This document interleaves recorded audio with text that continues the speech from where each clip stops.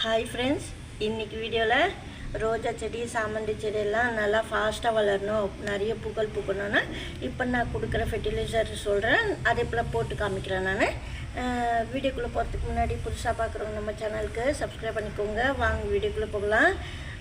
Video பிடிச்சிருந்தா like பண்ணுங்கள். கவரில் தான் இருக்குது, இன்னும் நடல் ஆரஞ்சு கலர் ரோஸு பாருங்கள். மொட்டு இதில் இருக்குது பாருங்கள், ஃப்ரெஷ்ஷாக இருக்குது. நான் அந்த கவரில் கோகோபீட் நல்லா கவர் பண்ணி வச்சுருக்கேன் மேலே. இதுக்காகனா இருக்கிற மொட்டு நல்லா ஃப்ரெஷ்ஷாக பூக்கணும். வெயிலில் உச்சி வெயிலில் தான் இருக்குது அந்த கவர், அதுக்காக நான் கோகோபீட் மூடி வச்சுருக்கிறேன். எப்போவுமே கவரில் நீங்கள் வச்சுருந்தீங்கன்னா நடுறதுக்கு லேட்டானால் நிறைய கோகோபீட் மூடி வச்சுடுங்க. அதுக்கப்புறம் நடுற வரைக்கும் கூட நீங்கள் ஃபெர்டிலைசர் ஏதாவது வெங்காயத்தோல் அப்படிலாம் நீங்கள் கொடுத்துக்கிட்டு வரலாம். அந்த செடிக்கு வெங்காயத்தோல் தண்ணி அது போல். இப்போ இந்த ரோஜா செடிக்கு ஏற்கனவே முட்டை ஓடெல்லாம் நம்ம போட்டிருக்கோம். முட்டை ஓடு போட்டு மறுநாளே கூட எரு கொடுக்கலாமன்னா கொடுக்கலாம். நம்ம போடாத ஒரு எரு கொடுக்கணும். அதுவும் நல்லா ஃபாஸ்ட்டாக வளரணும், நிறைய முட்டை வச்சு பூக்கள் பூக்கணும்.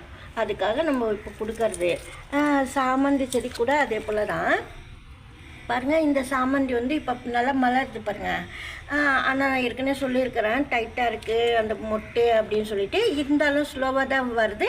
இது நம்ம எதுவும் செய்யாமல் தண்ணி மட்டும் ஊற்றிக்கிட்டே வரணும். ரைஸ் வாட்டர்லாம் கொடுத்துருக்குறேன் இந்த பிளான்ட்டுக்கு. மணல் இருக்கிறதுனால தான் நல்லா விரியும். இது நீங்கள் ரொம்ப டைட்டாக மண் இந்த பூவெல்லாம் சீக்கிரமாக விரியாது, லேட் ஆகும். இந்த செடி வாங்கும்போதே கொஞ்சம் அது போல் தான் இருந்தது எனக்கு. அதுக்கப்புறம் நம்ம நட்டதுக்கப்புறமா மலருது. நம்ம தெரியாமல் அப்படியே வச்சுருந்தா கூட மலராது. அதுக்கு தான் நான் மணல் போட்டு கலந்து நட்டுட்டேன்.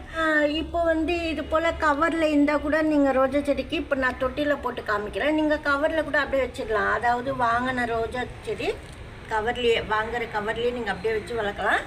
இப்போ நான் இந்த தொட்டிக்கு போடலான்னு இருக்கேன். அதுக்காக நான் இந்த தொட்டியில் போட்டு காமிக்கிறேன். நீங்கள் அதே போல் கவரில் கூட செஞ்சுக்கலாம். இந்த ரோஜா செடியில் பாருங்கள். ஏன்னா நீங்கள் மண்ணெல்லாம் ரெடி பண்ணுறதுக்கு லேட் ஆகும். அதுக்காக நான் நீங்கள் கவரில் கூட இது போல் செஞ்சுக்கலாம். இப்போ நான் இந்த தொட்டியில் தான் நான் போட போகிறேன். பாருங்கள், அலோவேரா. கண்டிப்பாக இந்த அலோவேரா உங்கள் தொட்டிங்களில் வச்சு வளர்க்கணும். உங்கள் ரோஜா செடி சாமந்தி செடியெல்லாம் நல்லா வளரணும்னா அப்போ தான் நல்லா க்ரோத் நல்லாயிருக்கும். எந்த செடி வச்சாலும் பூச்செடிங்க நல்லா வளரும். நான் ரோஜா செடிக்கு ஏற்கனவே சின்ன தொட்டிலெல்லாம் போட்டு வச்சு காமிச்சிருக்கேன். நல்லா வளர்த்து இப்போ அந்த பிளான்ட்டு. ஏன்னா டல்லாக இருந்தது ரொம்ப, அதுக்காக நான் போட்டேன். ரொம்ப நல்லாவே வளருது. இப்போ ஏற்கனவே பாருங்கள், இதில் முட்டை ஓடெல்லாம் போட்டிருக்கேன். ரைஸ் வாட்டர் ஊற்றிருக்கேன். என்னென்ன கொடுத்துருக்குறேன்னு சொல்லிட்டு இந்த செடி நான் நடும்போது வீடியோ பண்ணியிருக்கேன். நீங்கள் பாருங்கள், இந்த செடி வச்சு நான் பண்ணியிருக்கேன். அதாவது ரோஸ் ஆரஞ்சு போல் சேர்த்தா போல் இருக்கும் பூ. அந்த வீடியோ தான் நீங்கள் பார்க்கணும், கிட்ட தான் இருக்கும். இப்போ இது போல் கத்தால் நல்ல மெலிசாக தரிக்கணும். அதாவது கட் பண்ணிடணும் மெலிசாக. நீங்கள் சீவல் இருந்தால் கூட சீவிடலாம் சூப்பராக. நான் சீவல் கொண்டு வரல, நான் இதில் செய்கிறேன்னா சீவலில் செஞ்சால் கூட ரொம்ப நல்லது. பாருங்கள், இது போல் செஞ்சுட்டு ஒரு கத்தாழை இலை அப்படியே நான் போட்டிருக்கேன்.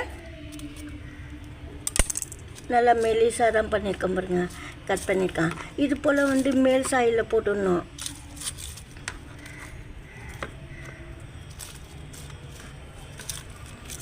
மேல் சாயில் போட்டுட்டு சாமந்தி செடி கூட நீங்கள் அதே போல் போட்டுக்கோங்க.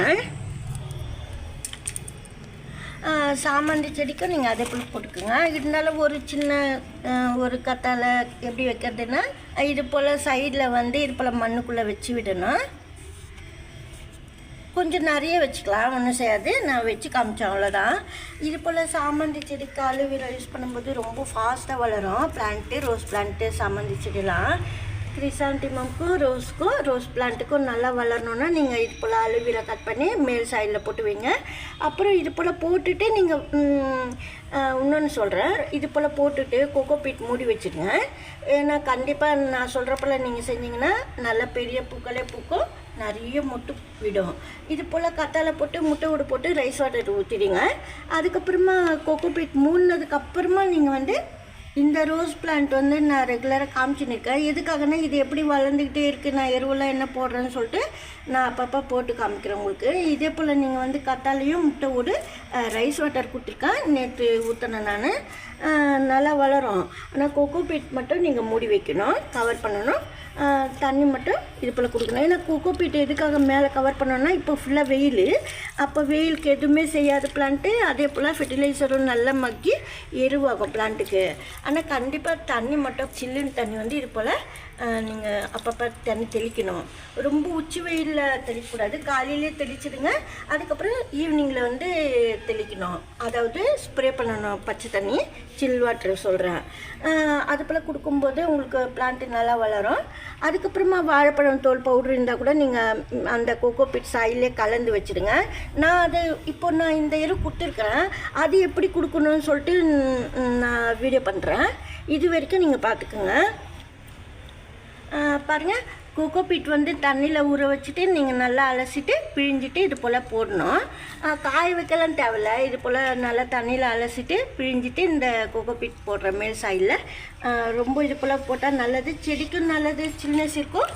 மேல் சைடில் இந்த ஆலுவீரெல்லாம் கூட மக்கி எருவாகும். நீங்கள் நல்லா காய வச்சுட்டு கூட அலுவீரா வந்து நல்லா காய வச்சுட்டு பவுட்ரு பண்ணிவிட்டு கூட நீங்கள் வச்சுக்கலாம். நீங்கள் ஞாபகத்தில் வச்சுக்கலாம், சூப்பராக செடி நல்லா வளரும். ஏன்னா இது போல் கட் பண்ணிவிட்டு நீங்கள் பவுட்ராகவே வச்சா கூட அப்பப்போ நீங்கள் போட்டு விடலாம். நிறைய இருந்ததுன்னா சொல்கிறேன். இப்போ இது போல் போட்டேன் பாருங்கள். இது போல் வந்து முட்டை ஓடு வந்து பெரிய பூ பூக்கிறதுக்காக நான் போட்டு வச்சேன்.